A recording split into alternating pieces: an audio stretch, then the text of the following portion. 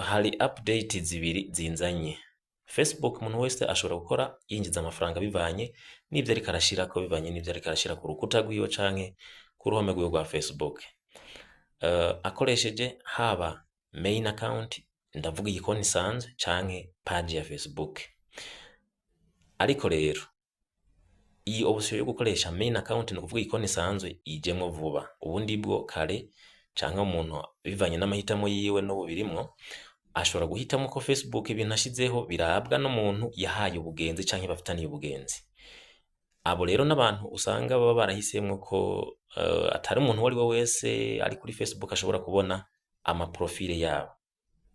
Uwo muntu rero yavuze ngo profile yanje sinshaka ko umuntu wese ayibona canke abona ivyo nshize kuri Facebook. Hariho settings mwakoze mugira profile zanyu muzigira locked.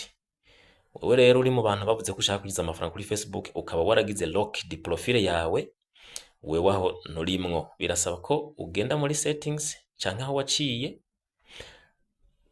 ugende ugire profile yawe uyikure muri iyo option ya locked uyigarukane muri unlocked.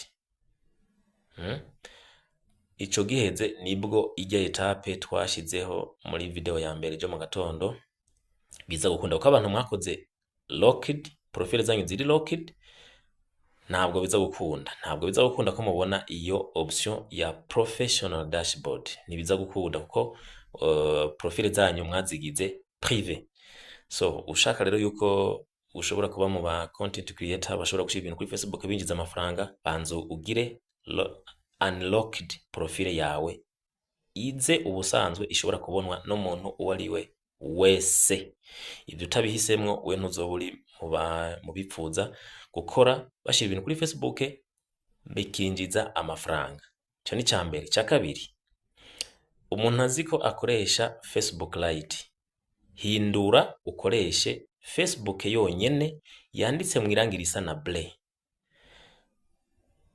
Uwo ni ukoresha main account. Ukoresha page nk'umu content creator cyangwa umuntu ashaka kugiza amafaranga kuri Facebook akoresha page arashobora gukoresha iyo bita Meta Business Suite.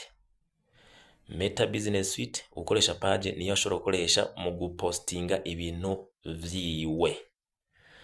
So muri video twakoze ejo mu gatondo abantu mwagize ama profile yanyu akaba ari locked, genda muhindure muca mwaciye muri parametre muhindure mugire unlocked zigaruke muri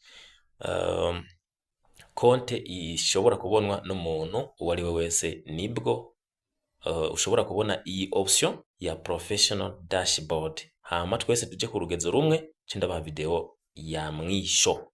Ariko kandi hari n'utundi video nzogenda ndabereka tujanye n'ibintu umuntu akoresha ama tools.